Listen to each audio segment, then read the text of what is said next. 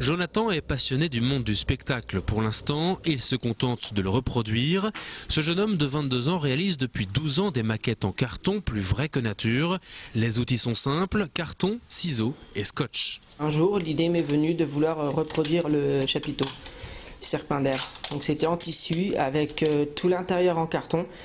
Et ma première maquette, c'était la plus grosse. Elle faisait 1,60 m de long sur 1,40 m de haut.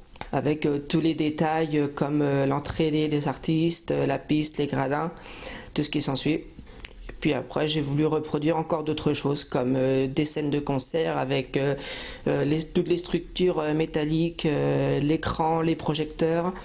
Un souci du détail puisque Jonathan regarde plusieurs fois les images, comme ici pour Interville, ou les photographies qu'il a pu prendre. Un travail qui demande une grande patience. La maquette où j'y suis resté le plus longtemps possible, c'était le Serpindaire.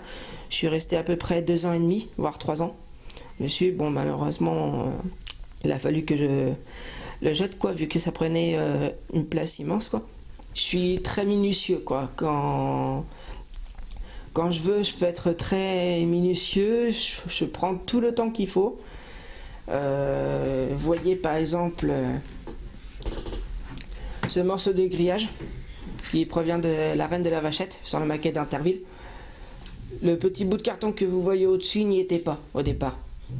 Ça donnait juste de la partie du bas.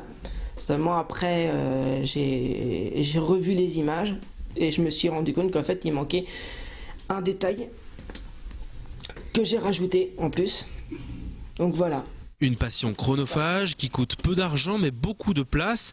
Les premières maquettes ont été jetées car trop encombrantes.